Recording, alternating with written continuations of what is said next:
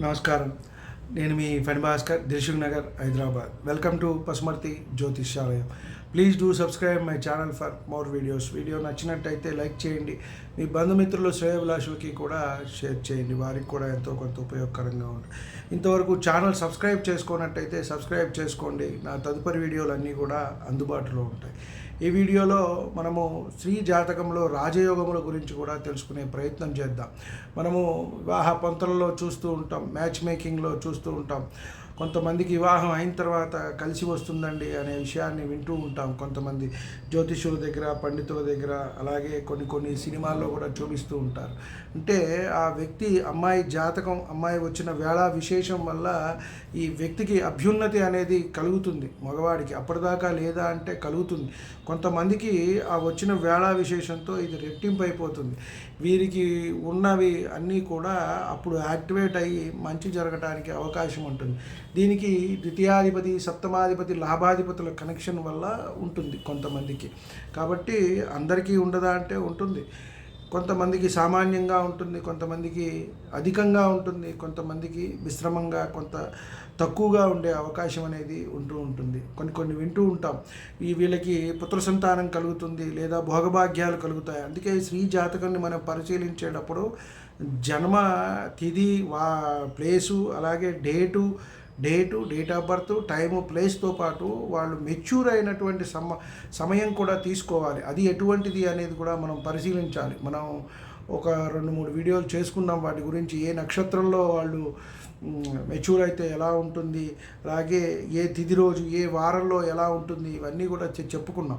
కాబట్టి దాన్ని బట్టి వారి జీవితం అనేది అక్కడి నుంచి మారుతూ ఉంటుంది. దాన్ని బట్టి వారికి సత్సంతానం, అలాగే కొంతమందికి మగపిల్లలే పుడతారు, కొంతమందికి ఇద్దరు ఆడపిల్లలు మగపిల్లలు పుడతారు, కొంతమందికి ఆడపిల్లలే పుడతారు, కొంతమందికి వైవాహిక జీవితం సరిగా ఉండదు. ఇవన్నీ కూడా దీని మీద కూడా ఆధారపడి ఉంటుంది. ఎప్పుడు అయ్యారు, ఎలా అయ్యారు, ఏ సమయాల్లో అయ్యారు, పొద్దున, మధ్యాహ్నమా, రాత్రి, ఎప్పుడయ్యారు, ఏ తిథిలో అయ్యారు, ఏ వారంలో అయ్యారు. బుధ, గురు, శుక్రవారాలు మంచివి, సోమవారం మధ్యస్థం, మంగళవారం, ఆదివారం, శనివారం కొంత ఇబ్బంది పెట్టే అవకాశం ఉంటుంది అని మనం దానికి అక్కడ జపదాన హోమాలు చేసుకున్నట్టయితే కొంత మంచి జరుగుతుంది అని మనం చెప్పవచ్చు. ఏ అమ్మాయి అయినా, అది ఎవరైనా సరే, మన అమ్మాయినా, భార్య అయినా, మన పిల్లలైనా సరే, అందరూ కూడా హాయిగా సంతోషంగా ఉండాలనే ఎవరైనా కోరుకుంటారు. ఇక్కడ కాకపోతే ఒక్కొక్కటి ఒక్కొక్క రకం. మన పిల్ల అయ్యేటప్పటికి ఒక రకం, భార్య అంటే వేరే వాళ్ళ ఇంటి నుంచి వచ్చింది కదా అని ఒక రకం, అమ్మ అంటే నాకు జన్మించిందని ఒక రకంగా ఉన్నట్టయితే అది చాలా ఇబ్బంది. నా పిల్లలే బాగుండాలి అనుకోవటం అనేది మంచిది కాదు. అంటే నేను అని కాదు, అందరి మీదట కలిపి చెప్పడం అనేది జరుగుతోంది. కాబట్టి అందరూ కూడా స్త్రీలు వాళ్ళ జాతకాల్లో రాజయోగాలు అనేవి ఏ విధంగా ఏర్పడతాయి, ఏ విధంగా ఉంటే కనుక వారికి కలుగుతాయి అనే అంశాన్ని మనం తెలుసుకునే ప్రయత్నం చేద్దాం. స్త్రీ యొక్క జన్మ సమయమునందు 3 గ్రహములు శుభషడ్వర్గులు కలిగి ఉన్నచో వారికి సమస్తమైన భోగభాగ్యాలు కలుగుతాయి. అలాగే అంతటి రాజు లాంటి భర్త కలుగుతాడు అని చెప్పటం జరిగింది. అంటే ఇక్కడ మనం తీసుకున్నట్టయితే గురువు కానివ్వండి, అలాగే శుక్రుడు కానివ్వండి, అలాగే బుధుడు, ఇవి శుభగ్రహాలు కేంద్రాల్లో ఉండటము, ఉచ్చ స్వక్షేత్రాల్లో ఉండటము, మూల త్రికోణాల్లో ఉండటం అనేది ఎంతైనా సరే మంచిది అని మనం చెప్పవచ్చు. అలాగే 4 గ్రహములు శుభషడ్వర్గముల్లో కలిగి ఉన్నచో అత్యంత భోగభాగ్యాలు, ఐశ్వర్యాలు, రాజ్యాధికార్యాలు కలుగుతాయి. అలాంటి వాడికి భార్య అవుతుంది అని మనం చెప్పవచ్చు. అంటే ఇక్కడ మళ్ళీ ఇవే మనకి ఎప్పుడూ కూడా శుభగ్రహాలు కేంద్రాల్లో ఉండాలి. పాపగ్రహాలు 3, 6, 10, 11 స్థానాల్లో ఉండటం అనేది మంచిది. అలా ఎన్ని గ్రహాలు అలా ఉచ్చక్షేత్రాల్లో, మిత్రక్షేత్రాల్లో ఉన్నట్టయితే వారికి మంచి జరుగుతుంది. ఒక్కొక్కసారి నీచభంగ రాజయోగం కలుగుతుంది. కొన్ని గ్రహాలు నీచులో ఉన్నప్పటికీ అవి నీచ భంగం అవుతాయి. కాబట్టి అవి కూడా రాజయోగాన్ని ఇస్తాయి అని మనము చెప్పవచ్చు. అలాగే 5 గ్రహములు శుభషడ్వర్గులతో కలిసినట్టయితే ఇక్కడ రాష్ట్రానికి లేదా దేశానికి కూడా అధినేత ఎవరైతే అవుతారో వారికి భార్యగా కలగలే అవకాశం ఉంటుంది. మనం చూస్తూ ఉంటాం, కొంతమందికే అవకాశం వస్తుంది, మంత్రులు అవుతారు, కొంతమంది ముఖ్యమంత్రులు అవుతారు, చాలా తక్కువ మందే ప్రధానులు అవుతారు. ఇప్పుడు దాకా మనం చూసుకుంటే ఒక 15-16 మందే మనకి 70-80 సంవత్సరాల భారతదేశంలో అయింది. కాబట్టి ఎంతమందికి అవకాశం వస్తుంది? స్త్రీలకి 16-15 మందికే అవకాశం వచ్చింది. అలాగే ముఖ్యమంత్రులు రాష్ట్రంలో ఒకళ్ళే ఉంటారు కాబట్టి ఒక 15-16 మంది అంటే కొంతమందికి ఆ అవకాశం వస్తుంది. అలాగే ఐఏఎస్ ఐపీఎస్ ఆఫీసర్లు అవుతారు, మినిస్టర్స్ అవుతారు, ఎమ్మెల్యేలు అవుతారు. ఇట్లా కొంతమందికి ఆ అవకాశం అనేది వస్తుంది. ఆ స్త్రీ జాతకంలో మనము తెలుసుకొనవచ్చు. అలాగే మిథునము లేదా కన్య యందు బుధుడు ఉండి శుభ షడ్వర్గుల యందు గురువు చతుర్థ భావమునందు శుక్రదృష్టిని పొందినచో వాళ్ళు కూడా మంచి భోగభాగ్యాలు అనుభవిస్తారు. ఇందాక మనం చెప్పుకున్నట్టే వీరన్నీ కూడా కొంతమంది చూడండి సినిమా రంగంలో రాణిస్తారు, కొంతమంది రాజకీయాలు, కొంతమంది స్పోర్ట్స్లో రాణిస్తూ ఉంటారు. ఎవరైనా అంటే డబ్బే ప్రామాణికం కాదు, ఇక్కడ ఆనందం అనేది, సంతోషం అనేది చాలా ముఖ్యం. కాబట్టి అది ఉండి దాన్ని అనుభవించడం అనేది ఎంతైనా సరే చెప్పదగ్గది. అలాగే తృతీయ భావమునందు శుభషద్వర్గులు ఉండి రవి ఉండి షష్ఠభావమునందు శని ఉన్నా కూడా మంచి ఆ భార్య అంటే ఆ స్త్రీకి మంచి భోగభాగ్యాలు ఉన్న భర్త అనేది కలుగుతాడు, వస్తాడు అని చెప్పని మనము చెప్పవచ్చు.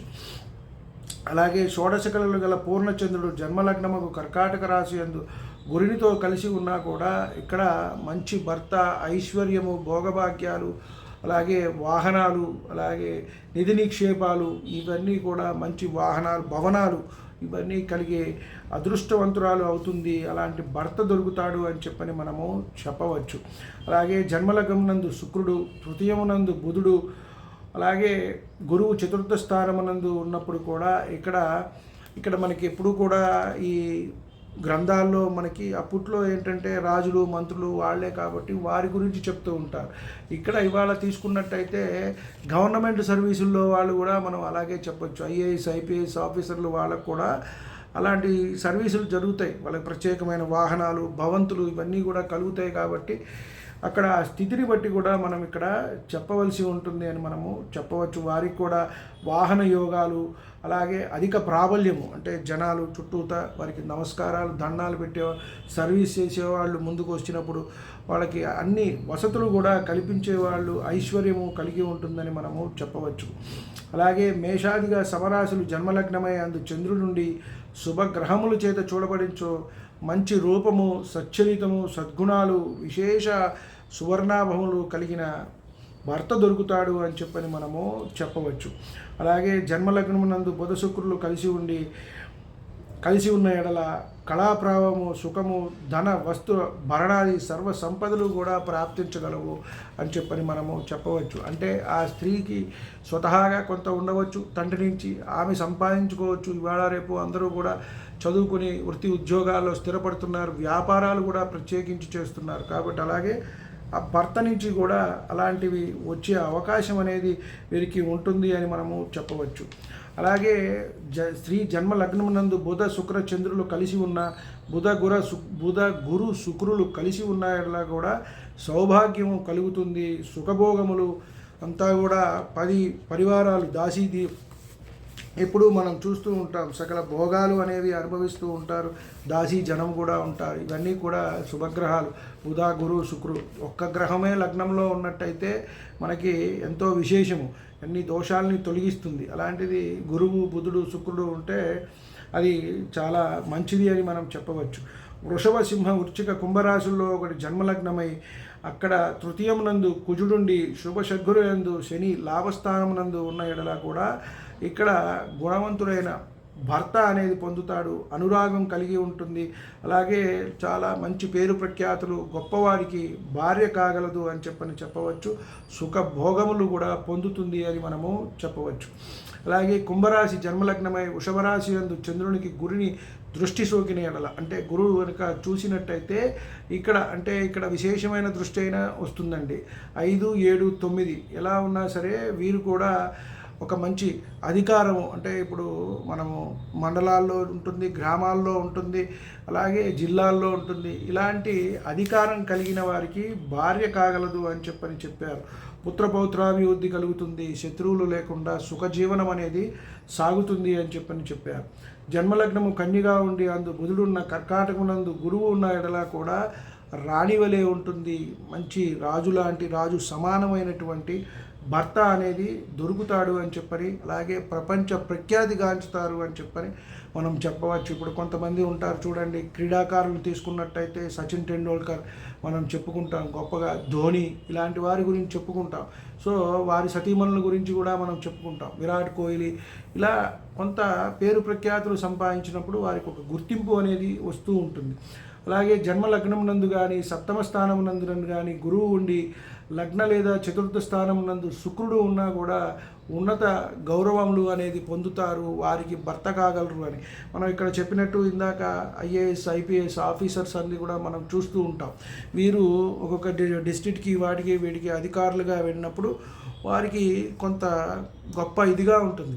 వారితో పాటు వచ్చినప్పుడు వారి భార్యకు కూడా అలాంటివి జరుగుతూ ఉంటాయి. అంటే గవర్నమెంట్లో ఏంటంటే నేను కొంత చూశాను కాబట్టి చెప్తున్నా. మా నాన్నగారు కూడా గవర్నమెంట్లో ఇన్స్పెక్టర్గా చేసి రిటైర్డ్ అయ్యారు రైల్వేలో. సో అక్కడ మేము వెళ్తున్నప్పుడు వాళ్ళు చెప్పినప్పుడు మనం ఎంత వద్దన్నా కూడా ఆ కింద వారు అక్కడ వెళ్ళినప్పుడు, ఏదైనా ఊరు వెళ్ళినప్పుడు, సమ్ ఇన్స్పెక్షన్కి వెళ్ళినప్పుడు ఫ్యామిలీతో వెళ్ళరు, విడిగా వెళ్ళినప్పుడు వాళ్ళు ఏం చేస్తారు అంటే వాళ్ళ గౌరవిస్తారు. మేడం గారు అని పిల్లలకి కూడా ఇట్లా ఇవ్వటం జరుగుతుంది. అది అదృష్టం, వాళ్ళ పూర్వజన్మ సుకృతాన్ని బట్టి ఆ స్థాయి అనేది వస్తుంది. కొంతమంది ఇన్స్పెక్టర్, కొంతమంది డిఎస్సి లెవెల్కి వెళ్తారు, కొంతమంది ఐజీలు, ఇంకా ముందుకి ఐపీఎస్లు ఐఏఎస్ ఆఫీసర్స్కి వెళ్తారు, తర్వాత ఎమ్మెల్యేలు, మినిస్టర్లు. ఇట్లా ఇవాళ రాజ్యాధికారం ఇలా వచ్చింది కాబట్టి మనం ఇలా, అప్పట్లో మనకి ఏంటంటే రాజులు, మంత్రులు, సైనికులు ఇలా ఉండేది కాబట్టి వారికి ఎక్కువ ప్రాభవం అనేది ఉండేది. ఇది తర్వాత ఇది మనకి గవర్నమెంట్కి రిలేట్ అయిపోవడంతో ఈ రకంగా ఉండటం అనేది జరిగింది. కాబట్టి మంచి ఎలా మనకి గ్రహస్థితి ఉన్నప్పుడు వారు యోగాలు కలుగుతాయి, వారికి రాజయోగం కలుగుతుంది, మంచి భర్తకు వారు పొందుతారు. అంటే భర్త ద్వారా స్త్రీ పొందినప్పుడు అది విశేషంగా ఉంటుంది, ఆదరణ, ఆ సంతోషం కూడా వేరుగా ఉంటుంది. తండ్రి ఎంత ఇచ్చినా సరే, కొడుకు ఏది ఇచ్చినా సరే, భర్త సంపాదించి ఇస్తున్నప్పుడే ఆనందం అనేది ఏ స్త్రీకైనా ఉంటుంది. వీడియో నచ్చినట్టయితే లైక్ చేయండి, మీ బంధుమిత్రులు శ్రేయోభిలాషులకి కూడా షేర్ చేయండి. సర్వే జన సుఖినో భవంతు. శాంతి శాంతి శాంతి.